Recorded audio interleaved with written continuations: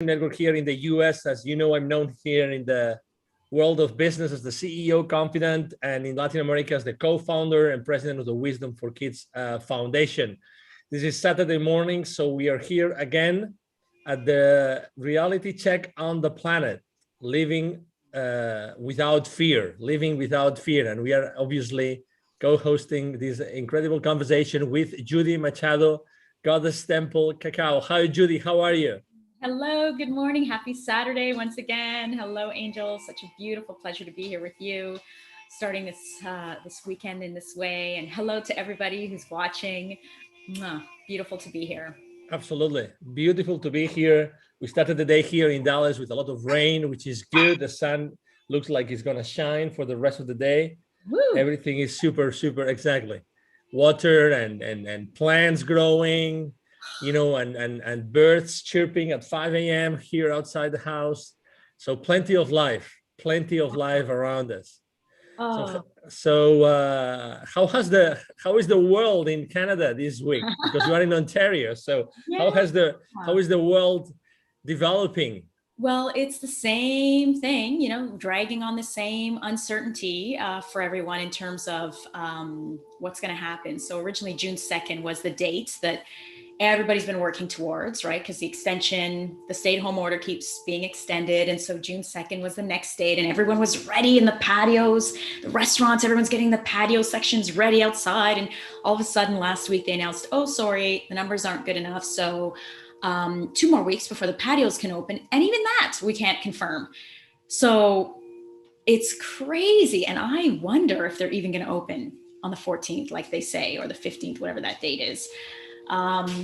So, you know, they allowed things like golf, a couple of outdoor, you know, things. But they denied the restaurants to open, indoor and outdoor. So it's still all takeout, and, you know, here we are, summer, and yeah, continues to be very interesting. Again, it's interesting when we think about that, you know, for those of us who really know why, you know, who feel that the remembering and the knowing why this is happening, that this is a really, really big shift in consciousness, and that it has to get so uncomfortable for most of us to make drastic changes in our life, to let go of who we think we are, these kind of robots, programs that we've become based on just following orders and watching the programs on the news and all that stuff. So it has to get so uncomfortable to shed all of that and say, screw it. Why am I doing this? Why am I working this job? Why am I doing this? I just want to do this thing over here. And even though I feel like it doesn't pay the bills, I'm going to do it anyway. Because when I realize when I'm doing what I love to do, everything else comes into place. And so that's the interesting part, right, Angel, is like seeing this manipulation and corruption and craziness and lies that are happening. And yet knowing on this hand that's part of this transmutation, this transformation in humanity, in, you know, global consciousness. And we've talked about, you know, a couple of weeks ago, we talked about initiation from Gaia.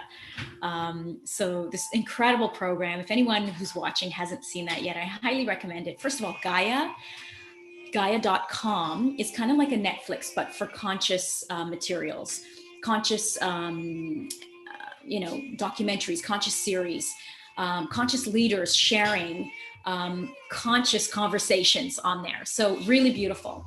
And so I finished watching Mateos Di Stefano, who has a whole series on there called Initiation. Highly recommend it. And now we're on to, my mom and I are on to Greg Braden, who we've also watched many years ago. He has a few new uploads on there.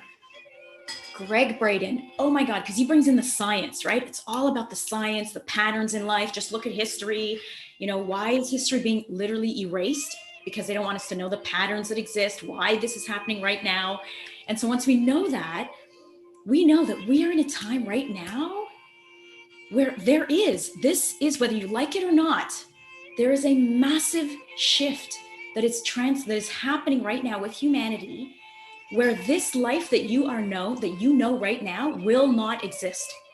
It is literally being transmuted into something else. And this has happened 5 other times in humanity. The last time was Atlantis, so 12,000 years ago, where things happened in the world, whether it was weather or whatever it was, came through, and life as you knew it was not the same. It was recreating from a place of nothingness.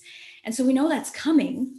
And so I think we talked a little bit last week about like, what if we know that that's coming, and we know that the future is about connection, collaboration, then how can we start to embrace that now? And for many of us, it's becoming natural because we're waking up to it, we're feeling it, it's in our consciousness now. For others of us, we're seeing it, but it might be like a little weird. It's like, oh, well, why would I, give information to this person here when they're my competitor? When it's like, they're not competitors. We're all collaborators. We're all sharing in the same message. And there's more than enough business for everybody. And so, I'd love to talk also later today about just this beautiful, beautiful thing that I heard. I was watching, one of my clients is writing kids' books, and I'm helping her she has a series. We turned it from one book into multiple books. Her series is called The Home Within You. She's teaching kids to go into their heart. So we've turned it into 5 different books. And we're working with some collaborators now to create videos, like a yoga instructor for children. So The Home Within You through yoga, all these beautiful things. And we had this conversation with this woman who she wanted to approach to do some of the teachings in the book, to do some videos. And this woman, 21 years ago, her and her husband decided they wanted to have a baby. And so they had a baby, and they were the happiest they can imagine. They had this beautiful baby, and everything was perfect until 2 years into this baby's life. And they realized that there wasn't a lot of progression or growth in terms of speaking, presence, motor functions, things like that. So they had him tested, and they received devastating news that he had a condition that on average, children with that condition would die at 4. And so it was absolutely devastating. And they didn't know what to do. And they just thought, okay, at first it was very difficult and depressing. And they didn't know what to do, but they just lived day by day. Day by day, let's appreciate day by day. That boy lived till he was 21. And although he lived in a wheelchair and he never spoke, she said he was the happiest boy. Every morning he would grasp, because he had to be on oxygen. He would have moments of like grasping for air, and then he would catch his breath. He'd have his air, and then he'd be so happy. He'd be like, wow. Like, she's like, oh my God, like you were like, we could have just lost you 2 seconds ago. He was the most beautiful gift in her life. And she, although in the beginning, her and her family found it very difficult how to cope and handle and always wondering, is this the last day? They decided, she really shifted to giving forward in her life. So for example, she loved baking, and she learned how to make this bread, this challah bread, this recipe. She perfected it. She kept making it, perfected it until she found she made the best challah bread. And now what she did was every single Friday, how beautiful is this? Every single Friday, she would bake first thing in the morning, a couple of those breads, and then she would decide, who am I going to go and give this to? Can you imagine? Whether it's a random neighbor or a family member or somebody she just met last week, she would deliver this to these people every Friday. And she said that was the most beautiful feeling, to make this bread with her love, to have perfected what she feels is the best recipe. She worked so hard on it, made it with so much love, delivered it to somebody intentionally that she thought of would appreciate it. That person is eating it and loving it fresh and being gifted something that is so rarely gifted today, right? So rarely gifted to others, something that you make, right? It's usually something you buy, you give as a gift. And so that became an enormous gift in her life to focus on giving forward. And so she started a foundation, bringing children together. She started bringing her son into classrooms to teach other children you know, to say, look at what's happening, look at the beautiful gratitude and gifts we have in life. Her boy was so happy all the time. And she just created this life for herself that was just magic. And so that was just such a beautiful story that touched my heart so much this week. And I knew I had to share this because so many of us, as we know, so many people are focused on, you know, whether it's the media or, you know, the fear of the uncertainty, right? So many of us, it's the uncertainty that is the scariest thing, right? What is the future going to look like? Is there going to be vaccine passports? You know, whatever it is that we're all worried about. When it's our future, it's our present, it's our presence that will create that future. And it's so interesting that I used to, when I first came back from, because I was traveling, many of you know, for almost 4 months, and I came back to Toronto, and I suddenly, because I was quarantined for 14 days here in the house, and I suddenly started like looking a little bit more on social media and kind of got a little caught up in the whole what if, and decided to make a conscious effort to just be a producer of the social media and not the consumer. I don't want to be the consumer of the content, because so much of the content is fear, like impressions of fear. So I really just wanted to be a producer, adding value whenever I felt like it.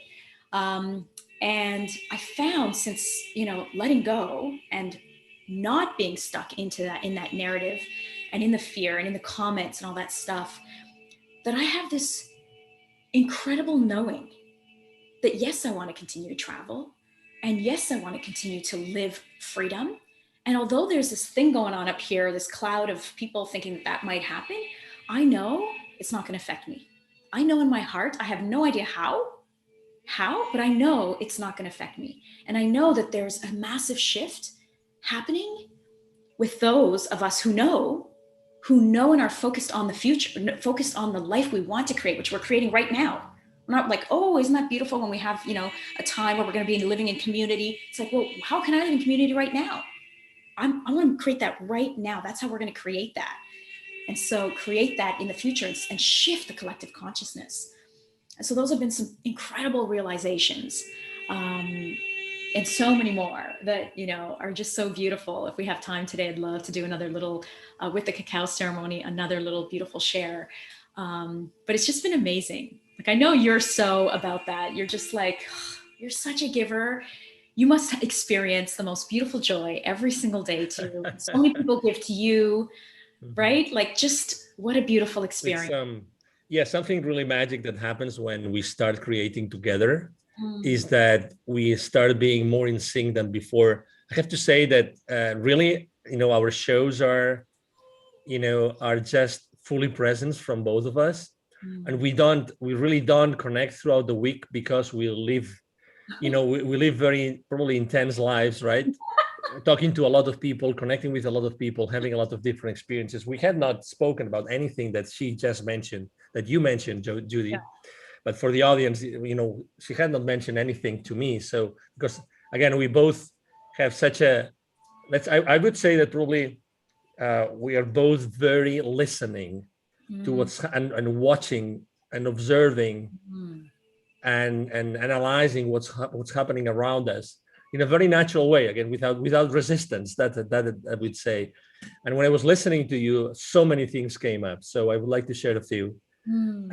One of them is, maybe the first one is like to tell you a little bit what has happened here in the US for the last week, right? So right now you still use, I mean, here in Texas, I would say Texas and Florida are two of the most free states in the union. And we literally, I mean, you see a few people with the masks, but all the stores are allowed to have you in, you know, without masks. So really, life is really going back to normal. There's no restrictions in the restaurants. So maybe one of the, and I would like to take out of our way, in the same way that you said, you know, absolutely the same thing. I mean, I used to be part of a lot of different groups online that were talking about different things going on. And I decided, you know, like to leave all that information. I don't want to drink and have my energy absorbed or my time doing those things or reading those things. The only thing I would like to mention about something which is remarkable that probably unless someone tells you, you will not know, is that this week 3,200 different emails that had been exchanged between Dr. Fauci and many different doctors in the world uncovered many of the lies that have been systematically shared with the world. Wow. And I'm going to leave it like that. Okay. So everybody now is realizing after this leak of these 3,200 emails, the amount of lies that were being shared. This gentleman was given the stage on the White House, in the White House. So lots of different things, remedies were proposed to him acknowledging that the mask is useless, literally useless. So, but anyway, let's leave this aside because that was important, and that's going to represent an inflection point. Yes. And we have to share it because nobody else is going to share it. Yes, right? yes. But to your point, I agree with you. I agree that I think it's the time for people to really walk the talk. And even if it can sound or look like fearful or scary to take some steps that you wouldn't take before. And we don't very often talk about business, you and I, but it's true. For the last year, I was helping a lot of people to reinvent themselves and pivot in their businesses. What can I do now? So I would really recommend everybody, because that was a thought I had in my mind this week. Yes. Never stop pivoting. Never stop pivoting. If you think something is going to happen and you have certain ideas, and again, slow down to be able to perceive more of what's happening around you, and more ideas will come to you. Okay, that would be a very, very strong piece of advice I would like to give everybody. Slow down to see more clearly what's coming. And if you see something that's coming, prepare for that from a business perspective. Prepare for that, because we are all ready to use our divine power, our infinitely powerful, beings that we are, to give, value and to serve others, regardless of what we do. And I couldn't agree more. Lots of people talk about collaboration and have been talking about collaboration for many, many, many years, but they've never really walked the talk. It's time to do it. And you just have to start doing what this amazing woman started to do with the halal, right? Oh, yes. Exactly, with the bread. And let me tell you something else that you were mentioning. 3 years ago, a wonderful author donated 300 plus books to Wisdom for Kids to us, to our foundation. She did that because she knows that she wanted to help all those kids in Latin America become entrepreneurs, but also she acknowledges, she knows how important it would be for all those kids to have a book in English that otherwise would have never had in their hands. Yeah.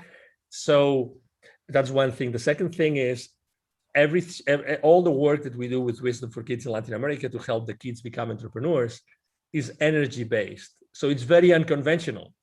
It's very unconventional. It's not like we have a whiteboard and we start telling people that's what you have to do to become an entrepreneur. No, that's not what we do. Yeah. We dance, we sing, we exercise, we play games, we dance, you name it, and we meditate. So I would encourage that person that you just mentioned, that author, that publisher, that person that is working on so many books, to keep on doing what she's doing, because this is exactly what the kids need today. The kids need inspiration in the old ways, not in the way of a distracting device, in the way of something which is hard copied, which has hard covers, literally. That's what the kids need to go back. And I have a wonderful video I'm going to share with you, and I'm going to share with the audience as well, in which I am reading. I have this book, the book that this amazing author shared with me. It's called Grady Gets Glasses, and it's about teaching kids not to, that were being bullied because they were wearing glasses. And unfortunately, in a lot of underprivileged communities, bullying is very common. So I was actually reading the book that is in English, I was translating it into Spanish to 3 underprivileged kids. It's a beautiful video. I'm going to share it with you. I will love you to share that with the author of the book, please, because obviously there was a reason why we had to comment on this, and there was a reason why we had to share with the audience. And you will see in that video, these 3 kids. I think that eventually they are 2 or 3 more that join us, but it's just me. Like, really, it's like a jam session. It was just myself. I just put my tripod and I said, okay, let's read the book here. I'm going to translate this book for you, and you will see that they speak in English and Spanish. You will definitely, you will understand it. But it was one of those magic moments of us, as with Wisdom for Kids, going to a place and teaching the kids and reading that, and how a book in English can change the life of some kids. And it's probably and that those 300 books started the journey of these kids thinking, oh, there's another language called English that exists in the world that can also open to us many other possibilities. And that's why we gave it away. And obviously, immediately the community leaders of that community started to think, okay, so how can we learn English so that we can consistently read the books to our kids? So this is the ripple effect, that just a book, a book in English. So that author that you just mentioned, that friend of yours that you're helping right now, please make sure that she keeps on going. And the most powerful part of our workshop is a meditation. It's a 20-minute meditation. So you just mentioned yoga and everything. So, a suggestion I would make to that author, obviously very humbly speaking, would be make sure, our meditation is basically, it's a guided meditation in which we give the kids very powerful affirmations. And when we put the kids to meditate and we guide them to the meditation, magic happens, Judy. Magic happens because the kids are natural in meditating. So that phase of that kid with that medical condition, that face that she would give her mom or her dad every time that he would recover his breath, right? It's the exact same kind of face that the kids make when they're explaining to you the experiences that they have when they meditate through that first ever in their lives meditation. They've never had a meditation. Those kids have never seen what a meditation is. They have never experienced it, and they do it through us. Exactly. So keep on helping this lady, please. If there's anything we can do together, if I can give her more, I'm sure that she has a lot of feedback.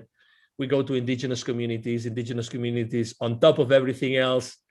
Very often, as you know, the indigenous communities typically are located in very magic places where divine works have happened before. Actually, we go to a place where there's even a pyramid, a former Toltec pyramid compound, and you can imagine all that's happening in that area. So really, it's a moment of slowing down, really slowing down, and allow oneself to listen to the messages and the ideas.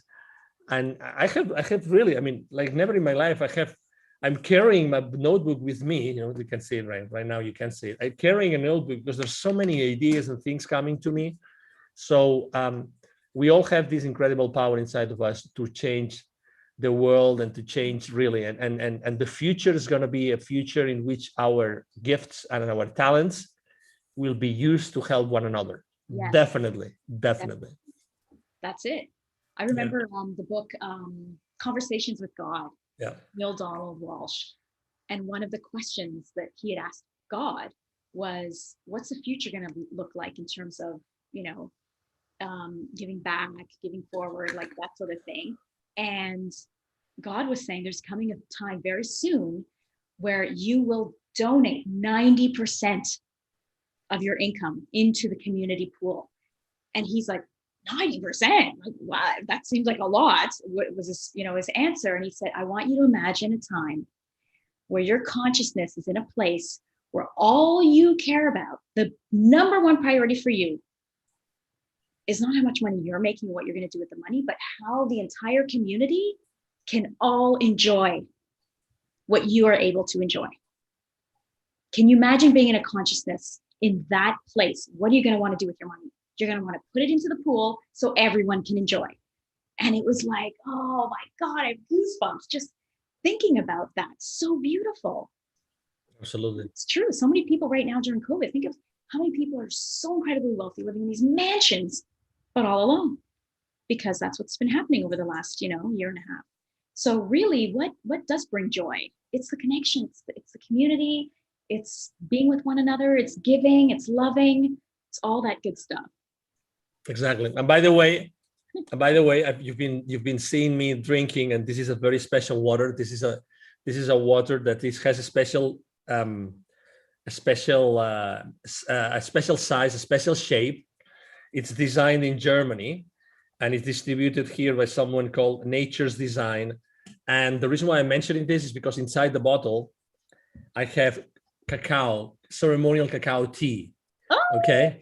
So when I am not at home and I want to carry a bottle of water, I always carry a bottle of water of actually with tea, with cacao, ceremonial cacao tea. And this bottle, what it does, this bottle actually has the vesica piscis, the vesica piscis symbol at the bottom. And given the size and the shape of this bottle, basically it changes the molecular shape of the water, and it's much more easily absorbed by your body. That's why I'm carrying it all over the place. I just wanted to use this because I wanted to share with the audience that and with you that there's a lot of things that can be said, can be done, just looking around and I mean, it's. I mean, again, I don't have any interest with them, but again, Nature's Design, just how to convert water into a different thing so that your cells can absorb it, and every week we do a ceremony with the cacao. Are you ready, Judy? Yes, I'm ready. Oh my Awesome. goodness! And I also want to share this gorgeous little cup, because you asked me last week. You said, absolutely, I did. You have a beautiful cup, and I actually I was out for a walk last week, right after a conversation that day, and I saw a beautiful potter, somebody who 2 streets away from me has this little studio in the back, makes ceramics, and she was selling them out of her front yard. And look at how cute this one is. And I got this one here too. Look at that, so cute. So yes, it all starts with the cup. And then it starts with how we brew, how we make the cacao, the intention. Again, the lady with the bread, the love that we put into it, the intention, and then having it with us. And so let me I was trying to find my music here, but that's okay. Can't seem to find it. We'll just go ahead anyway. We're running out of time. But yeah, what it is now, it's just allowing ourselves just to be present, calm, start breathing deeper. This is an honor to have this plant, this master plant medicine. The indigenous have known about this plant for thousands of years, have been the caretakers of this beautiful plant for thousands of years. And what an honor that we get to be in the presence of it, to honor it, to see ourselves in it, literally the reflection of ourselves through the surface of it, and then to speak, to literally communicate directly with this higher consciousness, this higher plant consciousness that's here to help us to open up our hearts and to share with us. I like to call it sprinkling our stories, our current limiting beliefs. Just start sprinkling some of those thoughts into our awareness as we drink, so that we can go, oh my God, yes, that is kind of bothering me a little bit. Why is that bothering me? My heart is so open because I'm drinking the cacao. Interesting. I'm elevated into a higher consciousness. I can start to see now other perspectives and not just my story, my meaning and my story around that thing that's creating that trigger. And so our intention right now is that we can enjoy, all of us, whether you have cacao or not. I invite you always every week when we come together to bring your cacao. And if you don't, that's okay too. But I invite the cacao to take us all into this higher consciousness, that we may enjoy this beautiful drink in our blood, in our bones, that it may open up our hearts, and that we may be open and ready to receive these other perspectives and ready to alchemize, transmute our current limitations, our current stories into more powerful stories, more empowering stories that involve all of us in unity and love and compassion that we're really all here to give. And so let's all enjoy this beautiful, magical drink together. And we'll take about a minute in silence so that we can start to learn to love the silence, the pause, especially when we're drinking plant medicine. Namaste, Sat Nam. Namaste.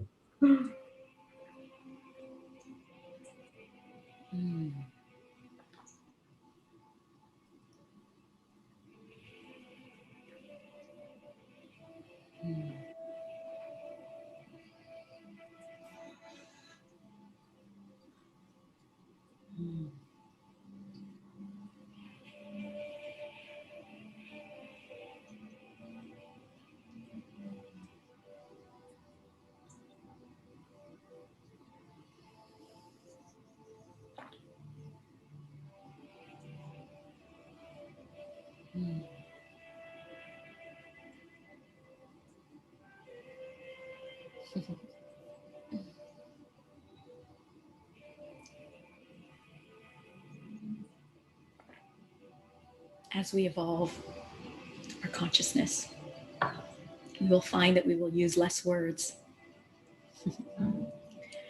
because we will be more connected to our energetic self. There was two things I wanted to share with the audience. You obviously read the credits of our interviews or our shows every week, but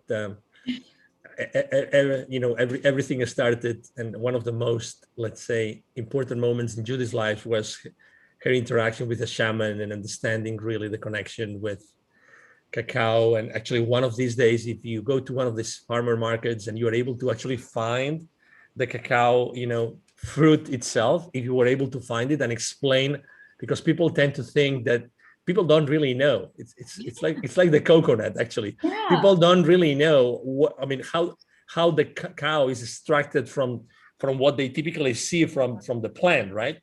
But we don't really know what it is until someone explains to us, and actually the exercise of opening it and then saying, this that you think that we will throw away, no, this is exactly what we keep. Exactly. Yeah, exactly. So if you ever can do this, I don't know how easy it is to find that in Ontario. I would love you to share this and also remember, because I'm sure that when you had those amazing connections with the shaman that opened you to this world and helped you to understand better the connection of us with nature and everything, I'm sure that there's a lot into the plant itself of cacao and the structure of the plant and many other things, right, Judy? Oh yes, and I have one of the pods. Usually when I do a ceremony, I'll share the pod. I'll talk about the fruit within the pod, exactly, the umbilical cord that's in it, like just exactly the incredible beautifulness of it. But yeah, the biggest thing for me was the realization that we can learn about it, we can honor it the moment we start to speak to it. That was my big shift, because I used to think, well, I need a shaman to talk to, I need to oh, can you help me to connect, or can you, and we do absolutely, especially as we progress. But the moment you decide, well, actually, maybe I'm going to start speaking to this consciousness myself and sharing what's going on in my life and sharing how I'm feeling and asking for things and opening up to anything and starting a whole conversation, that's when the direct connection comes back to you. It's so beautiful. Absolutely. Excellent. Well, I think we are at the end of the show. Unfortunately, it's always very short. We always have meaningful messages to share with the audience. So Judy, if people would like to know more about you and what you do, what's the best way to connect with you? Goddess Temple Cacao, either on Instagram, Facebook, or even website, goddesstemplecacao.com. Very simple. Please reach out to me directly. You'll get my contact information right there too. You can send me a direct message. I would love to hear any questions you have, anything as well. It is an honor, a pleasure, a gift to be here, Angel, with you every single Saturday morning. We get to play now all weekend long, start our weekend this way.